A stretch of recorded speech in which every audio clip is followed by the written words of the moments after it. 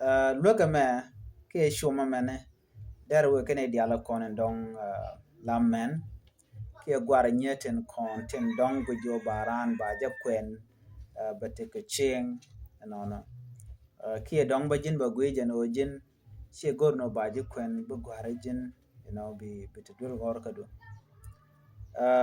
take shum do ngwan cha shum men online ke social media and when me gor jan o de lar ma tot me lar right all the time uh, la sheng mi jaje kwenon wut yen shek la te cheng ano ta te cheng ga je wo ba gad ba karom me che ga dap ka gad kana jen gwan duare ramadan no ka shek la de wo be de cheng ba gad be ka gwich wut jen be struggle ko be kwak no be ka kula goren kon ba kula chama la gad no ko dong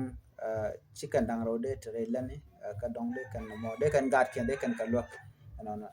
bari gene gwas mane tam cha jojo gwano man da kan ka wuni ka do ma dong let kan etet shabla ro ikan let kan etet chete ka man to gujeno de kan independent ke de ka chong karodian ku kan man ku kan encourage no de randera gwar misho gwar chete ke degree du ke chete ka master degree du then there shu nyur karwadu tenkila daga shodo ba de rodu lang bara ina chokolo to no kwa men kwa ka advice and wonena dong mi chawdu shalara mi mo chi yede je gien ke sheliu weekend no dong de shek dara lo shoot no so ko kuje mo jin shek dere dil gwar ko mi shirye mo yo to burun ti de le lo shoot karom gan ku dong de gor jen wo jin bi bilet kamandana chogor yeah so mi shit na mo right now mi ku kona che je no de advice mo de jeto but eno beriek bo to re te ka dun yene dangara woto che be ka che be ka ngade che be ka charan plan ko da na mo shi de plan bo no in case mi na mate ne ne men de rana gang gene ne and de ran der advice de to no ne ne nyamar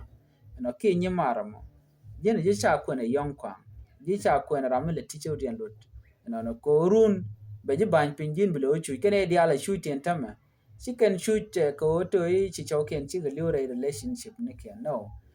comment shi gwinja no bu gorin gor show ko ken ki ko woni kan gwinja no bu gorin gor mande ko ken so o shi relationship gen che otede che o je gwa tan yamone shi oto shi wudu she tede shi wudu she liu mnyo dodi jin chi ga la tok wut dundu la tok mi she je kwen diro dil pal pinchang ban mi chiro gwija no te ka minen ye long de dil ban pin wud bane so na mo sha wud cha de pel ka je ko mi jin jiram dan ku mi je ku je la lat den cha chi wud che de bel but problem jana ne shek madaka je by the way dagge kel karwa da ka shara cha da ka raw nuware la kana lar no shek de je de ko mi cha na cha ga nok shin ha ngu mi shek wi je bel ga je ram nan te ka shi nge wud che so mo bel ran bel wud chu bel shek point shek yana man daka je shek daga misha wo rodo gorudra jan na rega na mo jan man dak shek forever shek daga ko jen a chodo goruda dien ke cha jo twajara dien so wuda mo mun wada kan shek mo ne da la mu da dien so shek daga ke jen misha na mo ne anyok en shek bo man dong de je dak right now mu right corner ne misha wood che right de che jeling don't know would I look but me jack but let's say don't one core one depth chang toy ke woni bani but one depth ko te children ro keje dai shek mo bode je lele dai jako ba je dak no mo tetin but din shek mi jiram chro sacrifice la to ngede no ta ye dan e kwen ke ji wudo mo chro do la no ne na re bat re jwat re mbutu ko mo ne re goya re rianga bu kon dil te kel so no mo karwade mi she kabre te ko do kun yal che tigdun che de mo e chek da tigdun da je romte but che kon kun yal chana je paru ila na guje no ke power mana ante ke je mi che cheng mo shagwar den che de wuchu right now de kon na la ro ne na meru ne to wan tama let's say ka da wi na kon da we dan man to wan tama show ken chi ko kon so jen dan da kan ke je ko bi che bro do yor pin be run bi show bro do ya yong kon chagat ki chaga bela rom kel ke shigre den bi shigre bodo gorada dien ki be nyangu mo especially ko right ke social media no de shig dara gar ke ne di dak she ga da ka show kian so she ga tell another alternative don ga chiang je ga dan te ka ke no ko jin me dan one thing ba ngach la show do jin me ka mo char me ga no bia te dun bia two ke so for that reason they wrote the sacrifice bana ko di ente ke der di je ke la dangu ko shi gor no bitik du bela wajja no ko jin ba ku da ka jan chawon nyama dan shi je kwen what will happen to you mi shi kujja wudu mi ce jibu chanka ta da na guye je no der ji changa jen wudu da dian mi be jigu jino jin sakanan ke ran no mi cha use already no so no mo ba be take du ba be je ya so my suggestion jalan jin shek mi cha ji kwen wud ko chi tik latin no gan wudu mo ka charo ke lu ka tedu ke lu amani shanga da na buin mon bada ko is the only way lamni alang ba ko e wudu mo ashu ka kwang ashu ka tapo kana kon yar kana kalo da ba chi di most importantly ba jin shek bana loy do ashi dit ko show do dong te motor bi goro bo kara den ko bo te ka kwa special man ko ngbe jeno de kan ko de kan gaji ka do mi shajan na mo tele me gwa mi benon ka ya gor no jin ko ladu ala tok mi jira mi mo mid lo ni jeno petition remember shek mu chuch bala shek mi mo mi kan show da kan no ka shara ke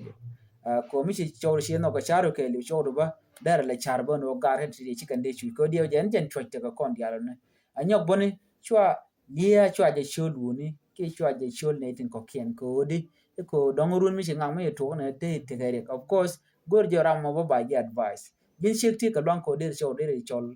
gwa lok me la ti chodi andot ko che jin nang rare you know che jin nang gwa de mo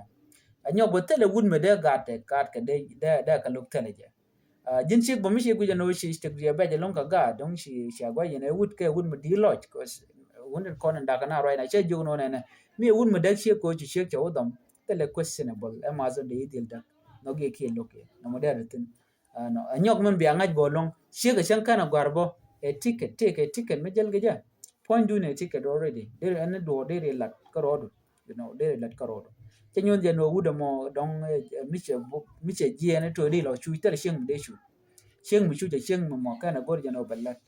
dir lat bani you know another thing advice in gor de kam wuni rek du na kwang kana tap shennen ko jina wa right through experience getting kon in kan it kon ten wana mo sianga je ga dana tikaka ta dana let ken ke jen because we have seen no wuni ngum let ken woni riudi and dia chiu ka tap kana kwang and me would me ngat ko right now jaram dan dong let go but would me ngat ko kal mada ka tap ke kwang ngai ni runa tin yam sha bu kel so jin shi mu goro jeno but ka safe environment please shu were are abu dom ko the moment you dom ba jin na shan kan ne show do ba ne ra din be lara be dakan wena mon tel question you know no kud mo run charge be ben so no mo jen dan talk tin wuni yan ba mi shanga je no tele jil do please pur ka shu gur je no be mal ka kwang to be kwang be sher ko be ko ba tele kwang ba charan right now it's not there so jo me goro je no there we kaya can advise me use it ka we dan guje ka je ba la ji to ko nyal no la po ne dia la kontin no ka je mu gur je no do be te ko posla to a changte ne tlam ka ji tla shanga ji jak bu ko nyal be ji chung gwa da dan titin shu share ko dong lo ka ji ke dong lel ga ji di what is important o jin no ko shek do no ko gat ko le di ke ka chang tel jilat bane der ko ke der kalat kana no ngaje no dong de wut no der gat ka der ka pal bot tele ji chede mo to ani me wun mi shi wo ka kwang kana tap ko kana kon yar kana so de ji jogo na one last thing mi show do me da ka kwang kana tap ngade no future relationship kana mo take a danger